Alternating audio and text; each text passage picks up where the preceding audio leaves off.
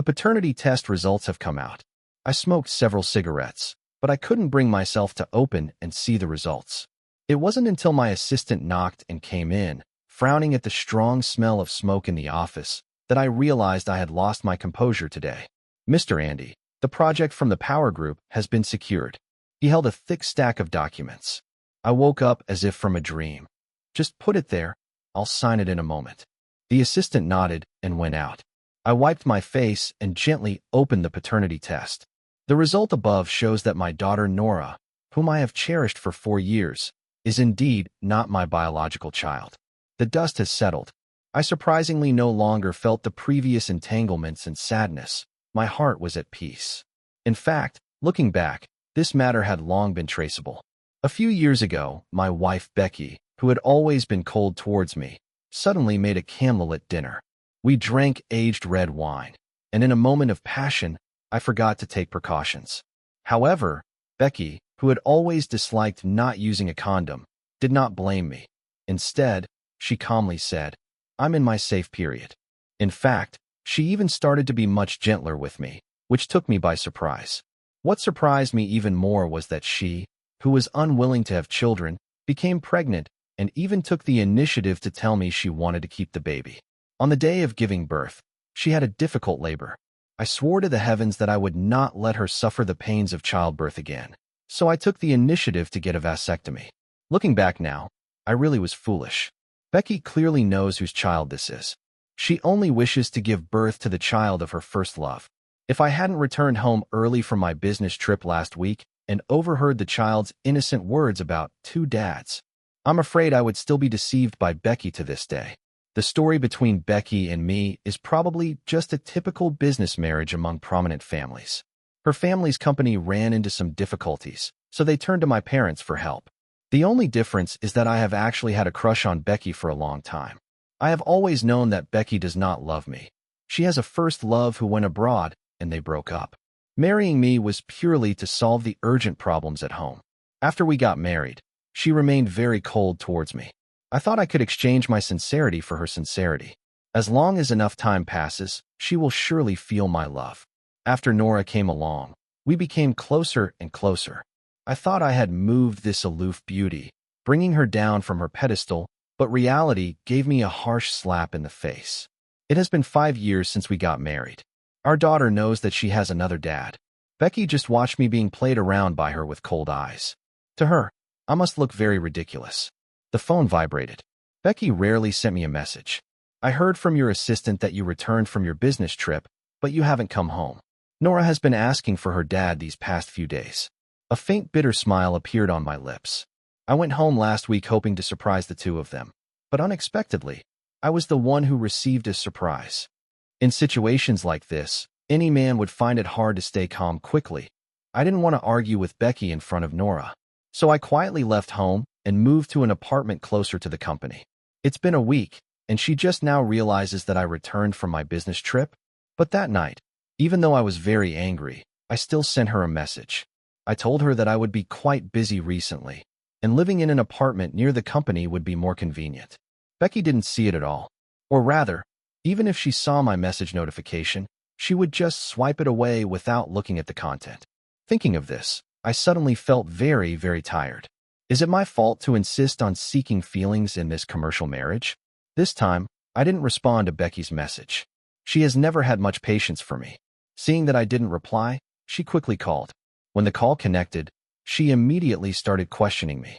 "Andy, didn't you see my message?" "Sorry, I'm working overtime." "Overtime? Do you still remember that you are a family man? Nora is always crying for her dad. How can you face your daughter like this?" I fell silent. Actually, I also want to ask Becky. Does she remember that she is a married woman? Does she remember that Nora is her child with another man? But as I looked at the family photo of the 3 of us on the desk, I ultimately held back.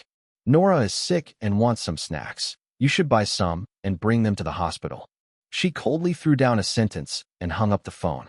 Then she sent a location. Thinking of Nora's tender and lovely face, calling me dad, I softened again. After all, she is my daughter whom I raised by hand. I drove to buy the custard buns and chicken feet that Nora loves and rushed to the hospital. I had just arrived at the door of the ward. Nora's clear voice came through. Daddy Dave. Nora was very brave today. She obediently took her medicine and got her shots. I paused and looked inside. I saw a young man in a white coat smiling gently. It was Becky's first love, Dave. He rubbed Nora's head and said, "My daughter is really good." Becky stood by, watching his interaction with Nora, a gentle expression on her face.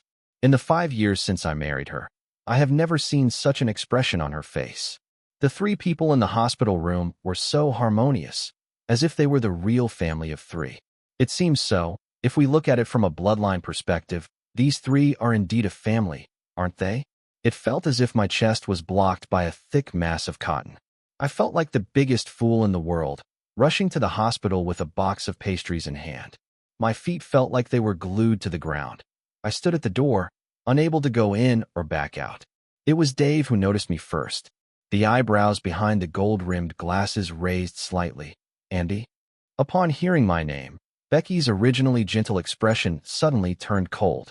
She turned to look at me, her gaze indifferent. "Why are you only coming now?" When her eyes fell on the bag of snacks I was holding, she pressed her lips together. "Dave already brought dinner to Nora. So, the snacks I waited in a long line to buy for Nora are no longer needed?" Becky clearly knows how difficult it is to get takeout snacks. Dave smiled and smoothed things over. "Nora didn't eat much today, so this can be saved for a late-night snack." As soon as Nora heard Dave mention a late-night snack, she clapped her hands. "I want a late-night snack." Becky shook her head disapprovingly. "No, you can't eat anything after brushing your teeth at night, or you'll get cavities." Dave said, "The child is still young and growing. If she wants to eat, let her eat more. I think Nora is still too thin." Becky looked at Dave helplessly. "You just indulge her." Nora, being clever, picked up on her mother's concession and cheered. I had clearly stepped into the ward, yet I still felt like an outsider, unable to interject at all. Dave saw that Becky agreed and smiled as he reached out to take the bag of snacks from my hand. "Andy, give me the stuff."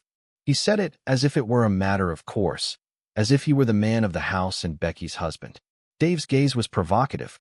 He clearly knew that if it were me trying to persuade Becky just now, she would definitely not agree, as she does not allow me to contradict her on the issue of raising Nora. A surge of uncontrollable anger suddenly welled up in my heart. Since I stepped into this hospital room, Becky has never given me a good look, and Dave has been deliberately showing off and provoking me. And Nora has never even called me Dad on her own. I began to reflect on myself involuntarily. Did I show her too much love in the past? Is that why Becky would humiliate me like this? Not only did she make me raise her first love, Dave's child, but she even did it openly in front of me without any hesitation. I stared at Dave's bony hand reaching out, suddenly letting out a cold laugh. Then I threw the snack in my hand directly into the trash can. No need. Since we've had dinner, why eat a late-night snack? Both Dave and Becky were stunned. The first to react was Nora. When the promised late-night snack was thrown into the trash can, she protested and started crying. "I want to eat a late-night snack. Daddy is so mean. I hate Daddy." Becky sternly accused me. "Andy, have you lost your mind?" Dave quickly picked up Nora and comforted her. "Nora, sweetie, it's okay. Daddy Dave will buy you another one. Don't cry." Nora sobbed in his arms, her little hands waving in the air. "Daddy is bad. I don't want Andy Daddy. I only want Daddy Dave." Becky said coldly, "Nora is already sick, and you're still bullying her. Is this how a father should act?" I looked at Becky and for the first time found her cold and beautiful face so detestable. "I don't have a fatherly bone in me. Isn't there one right here?" She instinctively frowned, ready to be angry with me. But when she met my gaze, she froze. "You three are a family. That's great. So don't impose the responsibilities of a father on me." I dropped this sentence, and Becky's expression changed dramatically. I turned and left. But to my surprise, Becky actually chased after me. She caught up with me at the elevator entrance. She reached out and grabbed my arm, panting, "Andy, what did you mean just now? Are you out of your mind?" I stopped in my tracks, turned to look at her, and retorted, "What about you? Are you feeling guilty?" She was momentarily speechless, then sneered, "What guilt? Clearly, I'm the one asking you. What nonsense were you spouting just now?" At this point, she still refused to admit it, wanting to continue treating me like a fool. "Let's get a divorce." I suddenly feel that there is no meaning in this anymore. I should have brought up the divorce the moment I received the paternity test report, instead of still missing Nora and foolishly hoping that Becky might have a soft spot for me, only to humiliate myself here. Becky was momentarily taken aback. Divorce? Why are you bringing up divorce when everything seems fine? I said softly. Becky, you may not realize it, but I understand you better than you think. If you haven't done anything wrong and have a clear conscience, you wouldn't have chased after me. Her face turned pale all of a sudden. I could feel her fingers trembling slightly as she held onto my arm. I shook my head with a smile and pulled her hand into the elevator lobby. The moment the elevator doors closed, I saw Becky's lips move. It seemed she wanted to say something, but couldn't. I returned to my apartment in the city center and quickly packed my things. After 5 years of marriage, the things I had acquired for myself were pitifully few. I could fit everything into just one suitcase. After dragging my luggage back to the apartment, I realized that Becky had called me many times. Seeing that I didn't answer, she sent several messages. Andy, did someone say something to you? Are you serious about bringing up divorce? You need to understand that our marriage represents not just the two of us, but also our families. Seeing this, I couldn't help but feel self-deprecating. I thought she came out at least with a hint of guilt towards me.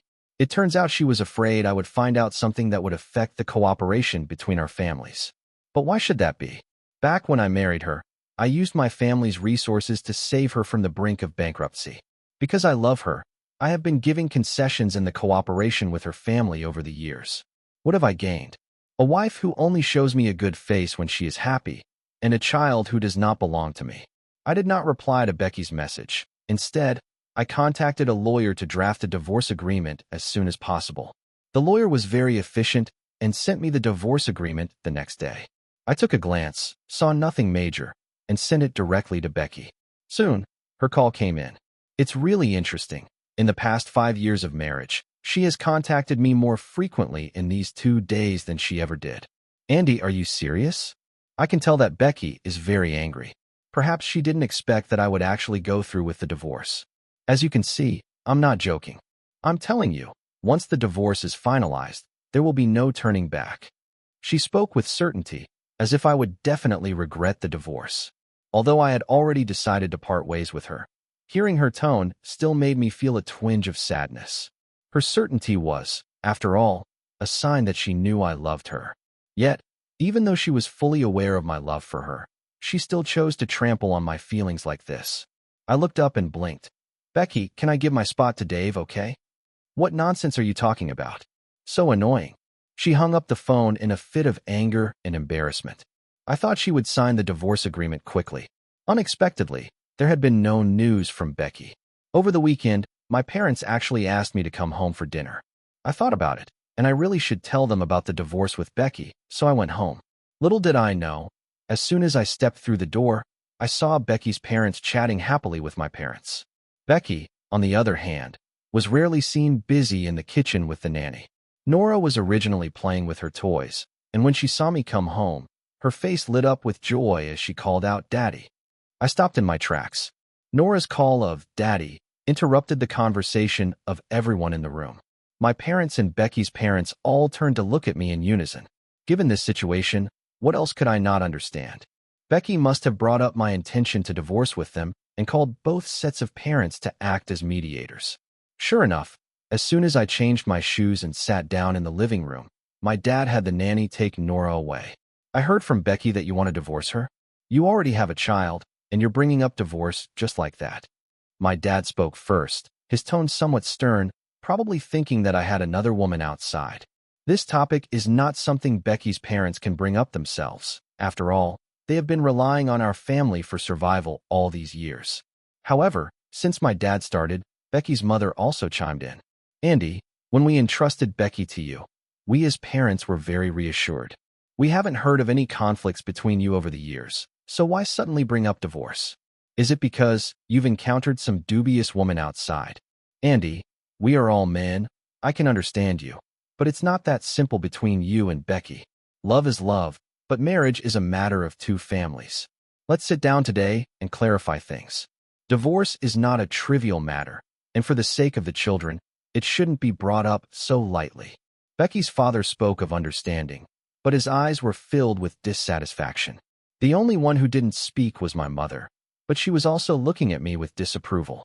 I don't know what Becky said to them, but both sets of parents seem to think that the one in the wrong is me. It seems that this meal won't happen today. I originally thought I could part ways amicably with Becky, but at this moment, I suddenly didn't want to give her any face. After all, how much confidence did my past love for her give her to have the courage to invite both our parents over? Aren't you afraid that I'll reveal her secret? Tell Becky to stop being busy and come out to hear why I'm so determined to get a divorce. Soon, Becky came out of the kitchen, wiping her hands. She was wearing a yellow dress today, the one I bought for her when we first got married. When she first bought it, she didn't like this color, so she hasn't worn it even once in all these years. Yet today she put on this dress, and her intentions were so shallow that they could be seen through at a glance. In fact, she knows what would make me happy and satisfied. But in the past 5 years, Becky hasn't done a single thing. It was only when I was about to file for divorce that she hurriedly put on this dress, hinting that she was backing down. But she is proud, unable to utter an apology, so she tried to use this method to get me to give her a way out. At that moment, I felt very helpless and even a bit irritated.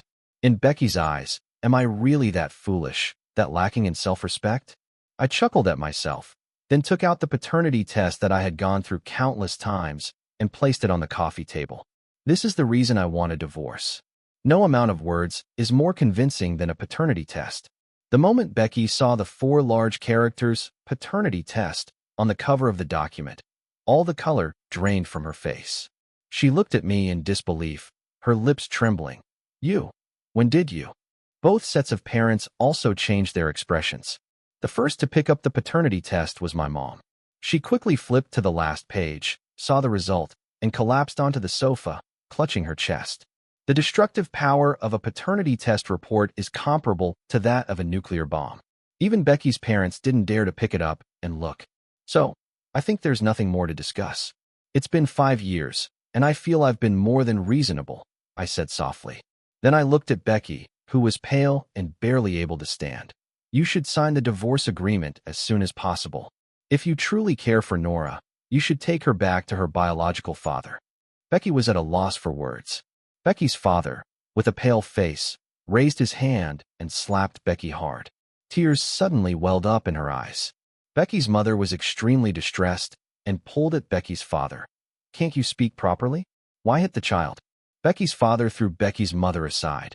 It's all your fault. She can do something so embarrassing, and you still protect her? How can you face the Andy family? My mom was about to speak, but was cut off by Becky's father. I stood up and said, the facts are clear. You should take her and Nora back. Whatever you have to say, do it behind closed doors. I still need to give my parents an explanation. Becky's father looked uncomfortable. But I am resolute. You should teach your daughter a lesson yourself. No need to put on an act here. Becky stood there in a daze, seemingly not expecting things to turn out this way. Becky's father grabbed her and said, Come on. What are you standing here for?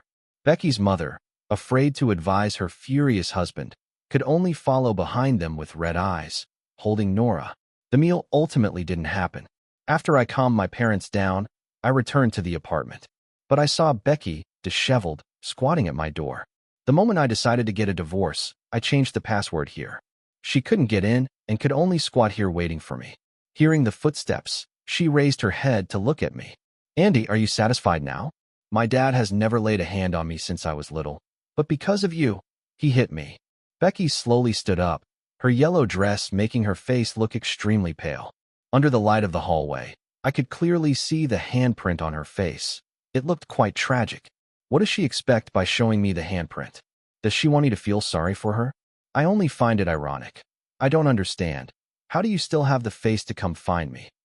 This is the first time in 5 years of marriage that I have said such words to her. Clearly, Becky couldn't take it anymore, her eyes reddening. I opened the door and stepped inside, blocking Becky from following me. I'm sorry. I've already mentioned divorce to you. This place is not suitable for you to enter. She bit her lip. Do you really have to be so ruthless? I looked at her and said seriously, You gave birth to another man's child and told the child that she has her own biological father, while you and your daughter kept it a secret from me, treating me like a fool. Who exactly made this absolute decision? Becky was speechless. I know you married me not out of love, but why can't you even manage the most basic loyalty? I don't understand what it means for you to come to me now. Dave is back, and Nora knows that he is her biological father. If I divorce you to make way for Dave, allowing you three to reunite, wouldn't that be a happy ending for everyone? No, that's not it. Andy, let me explain. There's nothing to explain. I just want to ask you one thing. Is Nora Dave's child? She was extremely embarrassed, but still gently nodded her head. So, hurry up and sign the divorce agreement, or I will file a lawsuit. Don't blame me for not giving your family face then. I coldly finished speaking and shut Becky outside the door. I won't leave unless you're willing to listen to my explanation. Becky sent me this message and then sat down at my door. I was a bit irritated. What was she doing, trying to win me back? How ridiculous. They say that late love is cheaper than grass. I didn't want to pay her any attention and went back to the study to handle my own matters. It was late at night when the doorbell rang. Becky cried outside the door. Andy, I know I was wrong. Can you please open the door? I will explain everything to you. I pretended not to hear. Andy, do you really think you can just let go of the feelings we've built over the years? I don't believe it. Can't you give me one more chance? I never thought that Becky, who had always been as cold and composed as snow on a mountain in front of me, would also have such a moment of breaking down and crying at my doorstep without caring about her image. I thought for a moment and directly called Dave. Take Becky away. Dave quickly arrived and took the crying Becky away. The next day, Dave asked to meet with me. He came to act as a mediator for Becky. Sitting in the cafe, I fiddled with the spoon in my cup and scoffed lightly. I thought that after I left, you would be able to mend your broken relationship. Dave gave a wry smile. At least before you came to the hospital that day, I thought the same. He began to ramble on about his past with Becky. One was an ordinary student from a small town who fought desperately for the opportunity to study abroad. One is a beautiful and wealthy woman who can have anything she desires with just a wave of her hand. She did not understand his worries about an uncertain future, but she also did not want to hinder his steps towards a better future. So they agreed on 5 years. He would definitely return after 5 years. But in the 4th year, something happened to Becky's family. Becky had no choice but to marry you. She is a girl who idealizes love, feeling that she was the one who betrayed this relationship first. She has been blaming herself, which makes her feel guilty towards me. I smiled gently. So, is this the reason you still rely on me after your relationship with her? Dave's expression changed. No matter how grand or pure he made that relationship sound, the filth behind it cannot be covered up by these. That night when I heard Becky tell Nora that Dave was her biological father, I carefully unraveled the timeline. Nora was just a little over 4 years old, which means she was conceived around the time we held our wedding. The night before the wedding, Becky had a bachelorette party with her girlfriends. She once sent me a short video to let me know she was safe. Dave is in it. The first time I officially met Dave was at the wedding. Becky openly introduced me to him as her first love and even had us exchange contact information. After attending our wedding, Dave immediately flew back to the United States. Aside from congratulating me on Nora's birth, Dave and I hardly had any communication. It was precisely because of Becky's open attitude that I never had any suspicions. Perhaps I had hit a nerve. As Dave took a sip of coffee to cover up, I suddenly asked him, "You clearly don't want to be a negotiator, so why are you pretending to invite me out?" A hint of embarrassment flashed in his eyes. "Because Becky told me last night that she realized she loves you." I was taken aback. She brought up divorce and only then realized she loved me? Dave was indignant. "You don't believe me? Do you think I provoke you for no reason? It's because I've noticed that she has been mentioning your name more and more lately. Oh, her love is just her usual coldness towards me, while in reality, she has betrayed me and expects me to raise your child." I just found it ridiculous. Becky has a strong sense of self-esteem. Perhaps subconsciously she cannot accept that she has betrayed her first love and fallen for you. So she deliberately uses coldness to disguise it when facing you. I raised my hand to check the time and suddenly realized that I was still too idle. Only then do I have the mind to sit here and listen to Dave help Becky speak. Forget it. Tell Becky that a woman like her is not worthy of my love. Dave suddenly stood up. "Andy, you're going too far." At that moment, the woman sitting at the table behind Dave, wearing a mask, stood up. It was Becky. Her face was pale, tears in her eyes. Andy, do you really hate me this much? I know I made a mistake back then when I wasn't thinking clearly, but after all these years together, can't you forgive me this once for the sake of our past? Becky, look back at me. Why are you still begging Andy when he belittles you like this? I nodded. Yeah, you finally have the chance to reunite with your first love, and Nora can be reunited with her biological father. Why do you want to tear them apart? Tears streamed down Becky's face as she choked out. In the end, it's all my fault. Nora, you don't have to recognize her as your daughter. I will make it up to you. We can have other children. I will give you another child. Dave looked at her in disbelief. Becky, how can you say such a thing? Nora will be heartbroken if she hears this. I just felt sick. After I discovered that you made me raise someone else's daughter for 4 years, your idea of compensation is to have another child with me? Huh. I really don't know whether to cry or laugh. Becky, please recognize a reality. I am not someone who can't live without you. A look of pain finally appeared on her face. I turned and walked away. Becky called out to me from behind, but Dave pulled her back. Becky, give it up. You see it too. The one who truly loves you unconditionally is only me. Dave approached me, completely extinguishing my hope of getting Becky to sign the divorce agreement. Simply entrust a lawyer to file for divorce. This matter caused quite a stir. Becky's parents couldn't afford to lose face and forced Becky to sign the divorce agreement. A month later, I finally received the divorce certificate. Becky also came. She had lost a lot of weight and no longer had that proud spirit she once had. She hesitantly asked me in a low voice, Andy, can we have a meal together? I shook my head. Forget it. Let's just act like we don't know each other from now on. She bit her lip and could no longer hold back her tears. I walked past her straight to my car, catching a glimpse of Dave walking by with Nora in my peripheral vision. He pulled her into his arms. What is Becky regretting this time? When I devoted myself to her, all she could think about was Dave, feeling that our marriage betrayed her pure love. When I severed my feelings for her and decided to divorce, she couldn't forget me, overlooking Dave who had always been by her side. Does Becky really understand love? What she loves is merely the illusion of her own heart. It was Dave before, and now it's me. She will never learn to cherish the person in front of her. After the divorce, my mom started helping me find blind date candidates again. I am not opposed to this either. But finding a suitable marriage partner is not that easy. However, when Becky learned that I had started dating, she called me late at night. When I answered her call, she didn't say anything, just sobbed. After 2 or 3 times like this, I simply blocked her. 6 months later, I found a connection with my business partner, Shirley from the Power Group. After dating for a few months, we decided to get married. But Becky somehow found out about my engagement to Shirley. She went completely crazy. In the middle of the night, I was squatting downstairs in my new apartment with Shirley, drunk as a skunk. I called Dave to take her away without any hesitation. Fortunately, Shirley was very generous. She knew about the mess in my marriage with Becky and didn't say anything. After getting married, I specifically took time off to take Shirley abroad for our honeymoon. After returning to the country, Dave came to find me with a pale face.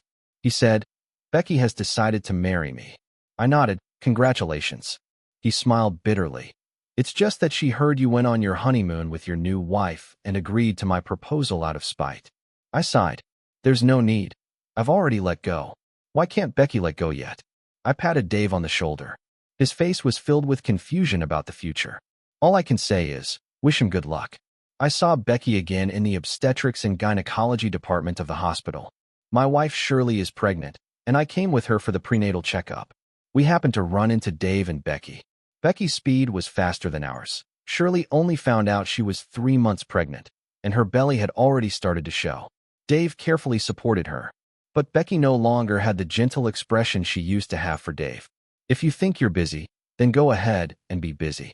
You're here frowning while accompanying me for a prenatal checkup. Isn't this your child? When I was pregnant with Nora, Andy. Hearing my name mentioned at a time like this feels so ominous. So I quickly pulled my wife in another direction. During the new year, my mom brought it up once. Becky is with her first love, but things aren't going well. The last time I went to the mall, I saw her shopping alone with a big belly, and Nora was making a fuss. She just started hitting the child right in front of everyone passing by, and I felt so sorry for her. After all, She called my mom grandma for several years, and my mom almost passed away. Don't be confused now. The child in your legitimate daughter-in-law's belly is your real granddaughter. My mom glared at me reproachfully. Am I really that foolish? Coincidentally, that night, Dave actually asked me out for drinks. I just pretended I didn't see this message. While watching TV with my wife, my phone kept vibrating. I picked it up and saw that she had sent me several voice messages. Isn't it easy to fall in love, but hard to stay together? I thought that by getting Nora back, getting Becky back, we could start anew as a family of 3. But why has it turned out like this? Becky doesn't understand my work at all. I'm a pediatrician, and I'm very busy, yet she always compares you and me, saying that you were also very busy back then, but you could always be there for her when she needed you the most. Later, he cried again. Shirley heard Dave's voice and exclaimed, "You still have contact with him?" I calmly put away my phone and pulled her into my arms. She suddenly realized, "You can't be doing this on purpose, can you?" I smiled. I deliberately didn't delete Dave's contact information, chatting with him from time to time. By the way, I show off my affection with Shirley in front of him. In comparison, his marriage with Becky isn't as happy as he imagined. After all, Dave doesn't have a family background like mine. To support Becky, he has to rely on his own efforts. Originally, Dave returned from the United States with a successful academic record and was a key talent being cultivated by the hospital. However, in order to take care of Becky, he compromised too many times and gave up many opportunities, leaving the hospital disappointed in him. Without the attention he once had, Dave ended up being, at most, a chief physician. He often confides in me, showing signs of treating me as a close confidant and good brother. Sometimes I find myself wanting to laugh as well. Dave said that after Becky got pregnant, he couldn't manage alone, so he brought his parents from back home to take care of Nora and the pregnant Becky. Naturally, there are many frictions in the relationship between mothers-in-law and daughters-in-law. Once, when Becky was still my wife, my mother, although dissatisfied with her cold attitude, never criticized her for anything. Life now is filled with trivial matters, so naturally, I cannot find peace. Seeing her in this current state makes me very happy. Becky has always been very greedy. When she chose to blame Nora's responsibilities on me, she should have realized this. As for Dave, he is not innocent either. How could someone be so shameless as to sleep with his ex-girlfriend the night before her wedding? He clearly knew long ago that Nora was his child. So why can't I watch the joke between him and Becky now? Shirley laughed at me. You really put on a facade of being magnanimous, fooling everyone. Even your mom says you're silly, but I don't think you're silly at all. After the new year, Shirley gave birth to a pair of twins. At the same time, I learned from Dave that Becky did not give birth to the child. On New Year's Day, she had a big fight with Dave's mother and then ran back to her own home. Without a word, she ran to a private hospital to have the child, who was almost 7 months along, aborted. She even packaged the child's body and sent it to Dave's parents. It is said that Dave's mother fainted on the spot, and when she woke up, she forced Dave to get a divorce. He is now in the process of divorcing Becky. Becky immediately hired someone to cause trouble at the city hospital where Dave worked. As a result, Dave could only stay home on leave. Life has become quite fragmented. After I sent him a newly taken family photo, I deleted Dave's contact information. Seeing how badly they were doing, the tension in my heart finally dissipated.